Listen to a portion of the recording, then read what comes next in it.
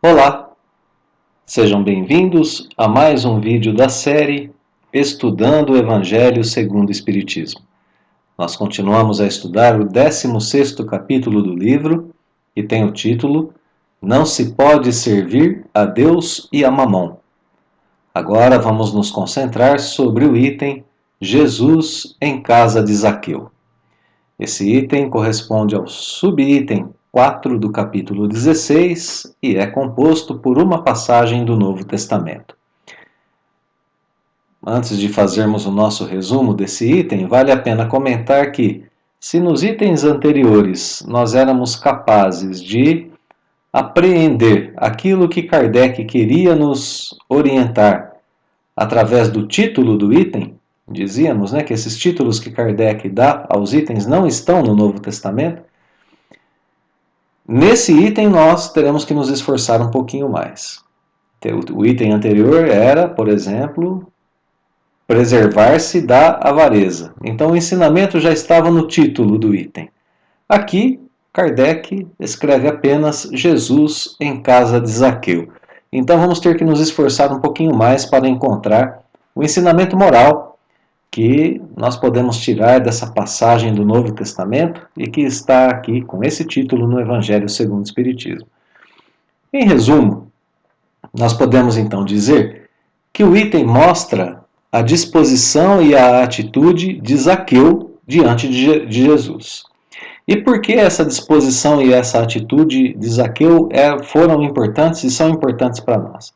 Porque Zaqueu era um homem rico e de importante posição na sua época, na sua sociedade. Bom, então o item apresenta isso para nos dar exemplo de como agir quando temos as nossas riquezas e de como empregá-las em favor daquilo que realmente é importante. A conquista, a manutenção dos bens espirituais. É isso que o item está querendo nos ensinar.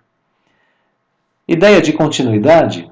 Anteriormente, nós aprendemos nesse capítulo do Evangelho o desapego aos bens materiais e o combate à avareza. Muito bem, agora nós temos o exemplo de Zaqueu para nos orientar no caminho correto do bom uso da riqueza. E qual é esse caminho que Zaqueu nos mostra? Obediência a Deus e uso da riqueza para a conquista de bens espirituais. Da riqueza material, também para a conquista de bens espirituais. Então essa é a ideia de continuidade. Nós estamos aprendendo a lidar com a situação de riqueza para que nós possamos servir a Deus e não ao dinheiro. Servir a Deus e não a mamão. Então vamos à primeira parte dessa passagem do Novo Testamento. Nós dividimos essa passagem em duas partes, Então aqui é a primeira parte, daqui a pouquinho a gente continua. Então, diz o Novo Testamento que tendo Jesus entrado em Jericó, passava pela cidade. E havia ali um homem chamado Zaqueu, chefe dos publicanos e muito rico, o qual, desejoso de ver a Jesus para conhecê-lo, não o conseguia devido à multidão, por ser ele de estatura muito baixa. Por isso correu à frente da turba, da multidão, e subiu a um sicômoro. O sicômoro é uma árvore, uma figueira. Então ele subiu na figueira para ver Jesus, porquanto ele tinha de passar por ali.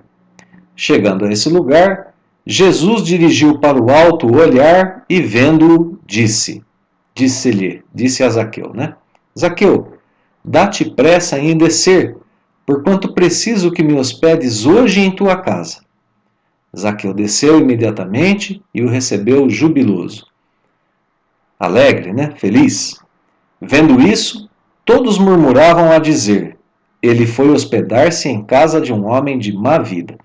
E aqui essa tradução que nós temos do Guilom Ribeiro, que nós temos acompanhado durante todo o nosso estudo, pede para que a gente dê uma olhadinha na introdução do Evangelho segundo o Espiritismo e para que a gente veja o artigo que tem o título Publicanos, para que a gente veja quem eram os publicanos e para que a gente entenda por que as pessoas diziam que Jesus estava hospedado na casa de um homem de má vida.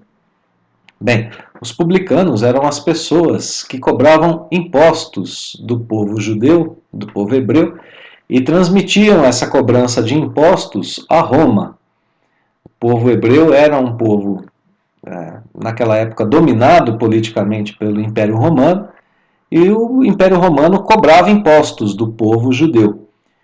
Então, de modo muito astuto, os romanos designavam algumas pessoas do próprio povo judeu para cobrar os impostos de seu próprio povo. Então, as pessoas que eram designadas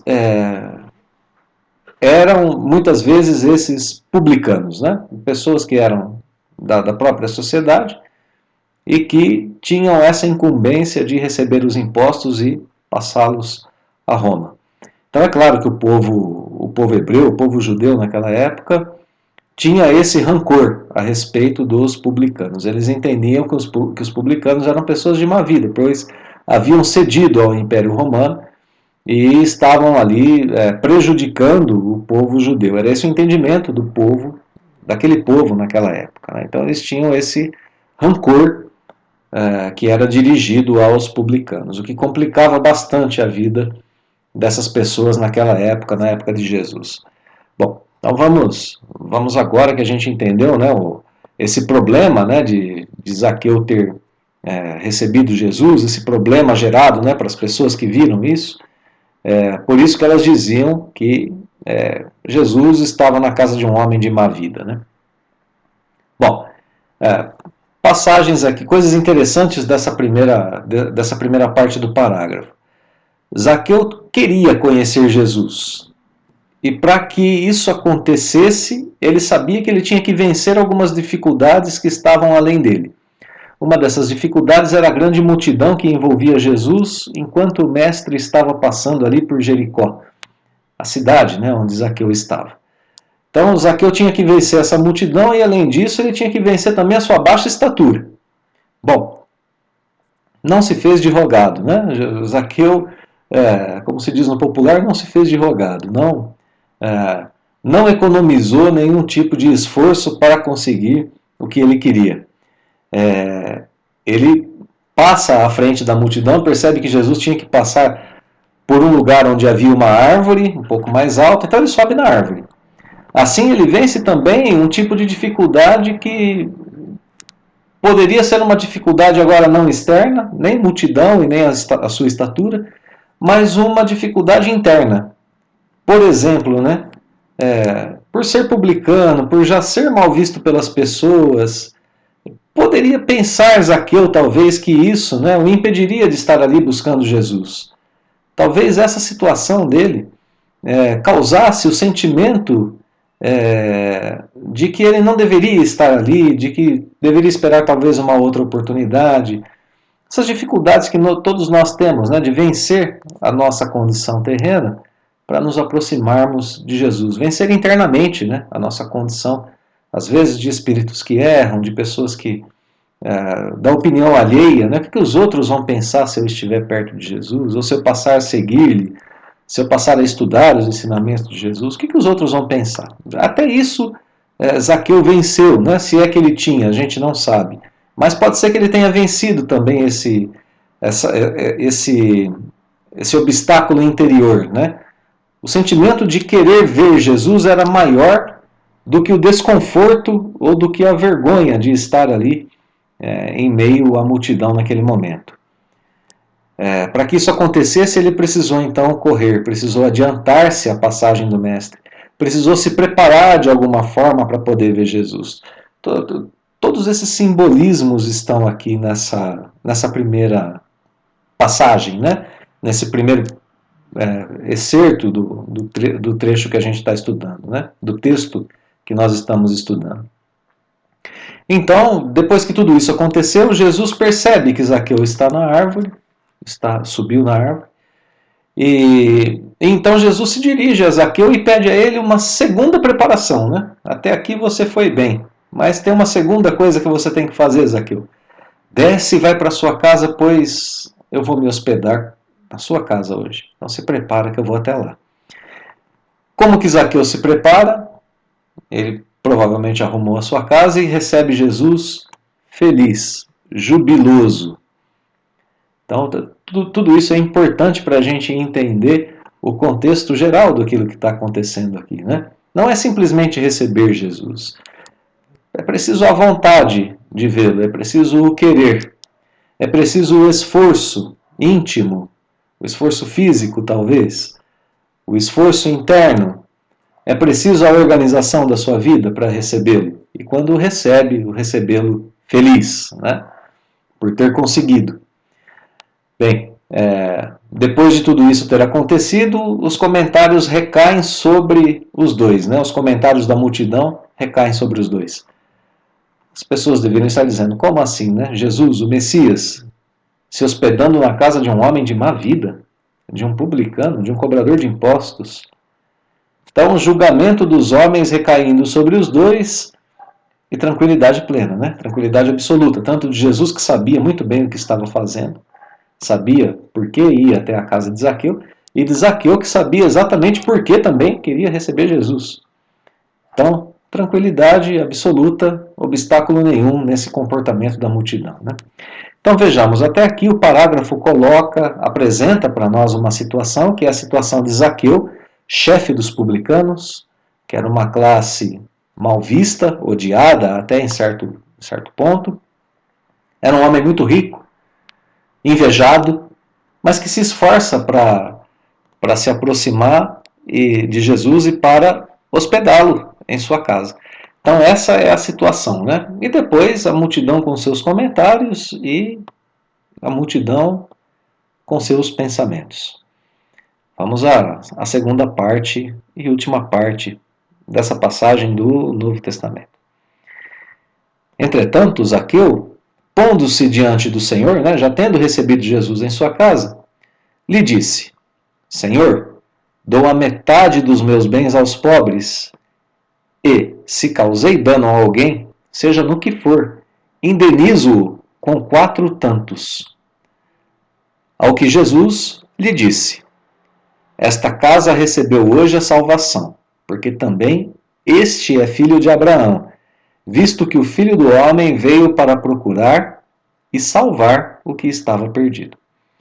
Então, quando Zaqueu se encontra com Jesus em sua casa, ele diz a Jesus que, naquele momento, daria metade dos seus bens aos pobres, e que, na sequência, se ele houvesse causado prejuízo a alguém, indenizaria essa pessoa em 4 vezes o valor do prejuízo que ele causou. Diante dessa atitude é que Jesus diz para Zaqueu, né? Essa casa hoje recebeu a salvação. Que interessante essa passagem, né? Porque Jesus diz que a casa recebeu a salvação. Não apenas Zaqueu. Provavelmente Zaqueu estaria ali com sua família, com pessoas próximas, servos e assim por diante, e provavelmente essas pessoas viram o que Zaqueu disse e ouviram o que Zaqueu disse. Então Jesus diz assim, hoje a casa recebeu a salvação, porque esse exemplo serve para todos. Né? E porque Zaqueu age como sendo filho de Abraão. Este é filho de Abraão. Filho de Abraão, né? Abraão é o primeiro patriarca bíblico, fundador do monoteísmo judeu, do monoteísmo hebreu, o pai, né, da nação. Então, ele age sim como filho de Abraão, como aquele que leva em conta a ação de Deus sobre os homens. Aquele que coloca as coisas espirituais acima das coisas materiais. Aquele que recebe Jesus em sua casa e que age de acordo com a visita que está recebendo. Aquele que entendeu as leis e que as coloca em prática. O Filho do Homem é o próprio Cristo, né? Ele se referia assim, ele usava essa expressão Filho do Homem para se referir a si mesmo. Então, a casa recebe a salvação porque Zaqueu age como filho de Abraão e porque eu, Jesus, vim para procurar e salvar o que estava perdido, por esses dois motivos, porque Jesus está lá justamente para provocar esse tipo de atitude nas pessoas, no seu povo, nos filhos de Abraão principalmente. Então aqui nesse parágrafo, nesse instante, a atitude de Zaqueu ao entender Jesus, dar metade dos bens, significa que ele estava disposto a mostrar desapego dos bens materiais. Justamente uma das lições que nós já vimos anteriormente, em itens anteriores, deste mesmo capítulo do Evangelho segundo o Espiritismo. Então aqui, Zaqueu pratica o desapego. Segunda parte da atitude de Zaqueu é restituir, indenizar a pessoa a quem ele causou o mal, abrindo mão de bens terrenos. Eu devolvo a essa pessoa 4 vezes o valor daquilo em que eu a prejudiquei. Isso significa o combate íntimo de Zaqueu à avareza. Outro item já estudado anteriormente. Então, esse item que nós estamos vendo traz essas reflexões, né, sobre como agir tendo posse da riqueza. Mas essa atitude de Zaqueu denota, né, mais uma coisa. Ela coloca para a gente em evidência mais uma coisa importante no comportamento de Zaqueu. Zaqueu dá importância à reparação das faltas e ao bem-estar alheio como sendo algo de mais importância do que a manutenção de sua riqueza. Isso é muito importante para a gente perceber aqui nessa passagem do Evangelho. Diante de Jesus, a reparação das faltas e o bem-estar do outro é mais importante do que a manutenção da minha riqueza. É isso que Jesus está, é isso que Zaqueu está dizendo a Jesus e que está confirmando em atitudes. O bem-estar do outro e a reparação das minhas faltas. É por isso que ele recebe a salvação, pela sua atitude, que o identifica então como filho legítimo de Abraão, aquele que crê no Deus único e vive sua vida em função dele, e como aquele que reconhece nos ensinos de Jesus o caminho da vida real, o caminho da aquisição de bens espirituais. Então aqui Jesus reorienta a atitude de Zaqueu para uma vida na riqueza. Esse é o bom uso da riqueza.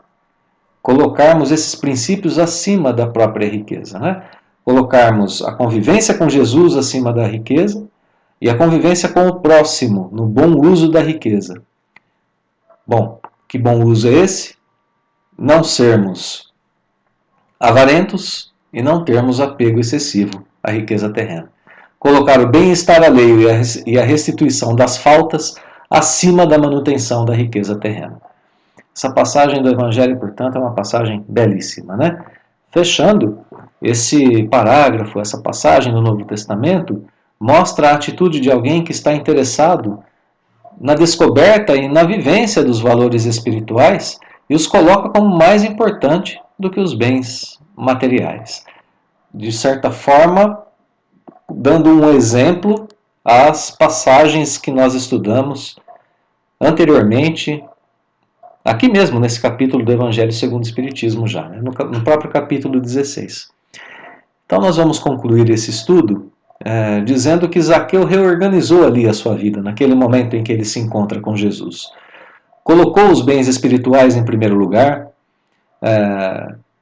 pensando, né, agindo de forma que sua posição, seu status social, né, não impediu de procurar Jesus, não o privou de fazer a caridade e não, de modo algum, provocou nenhum tipo de atitude que o esquivasse em recompensar aqueles a quem ele tivesse prejudicado, ou a resgatar as suas faltas. Muito pelo contrário. Diante de Jesus, ele se viu incentivado a tomar essas atitudes, né? A riqueza material não o impediu de ter essas atitudes. Pelo contrário, a riqueza material se transformou em recurso para essas atitudes, recurso para os pobres, em recompensa aos prejudicados por ele e em salvação para o seu próprio coração diante dessa reorientação de postura diante da riqueza material e diante daquilo que o espírito tem que ter no seu horizonte como bens e riquezas espirituais. Um ótimo exemplo para as nossas vidas aqui na Terra. Reorientação da nossa conduta e da nossa visão sobre aquilo que realmente é valioso. Os bens materiais têm o seu valor, mas as coisas espirituais, como nós estamos vendo, têm que ser colocadas num plano de maior valia. Elas valem mais do que as coisas materiais. Então nós encerramos assim, mais uma vez, o nosso estudo, agradecendo pela frequência dos queridos amigos, das queridas amigas aqui em nosso canal, trazendo aí os seus comentários, trazendo as curtidas para os vídeos. Muito obrigado pela presença, pelos cliques, pelas vibrações amigas que certamente sentimos. Nós deixamos também o nosso fraterno abraço, a nossa vibração e prece sempre a Deus, para que Ele permita que nós continuemos estudando e praticando os ensinos de Jesus do Evangelho segundo o Espiritismo. Continue conosco. Mais uma vez o nosso abraço fraterno e até o nosso próximo encontro.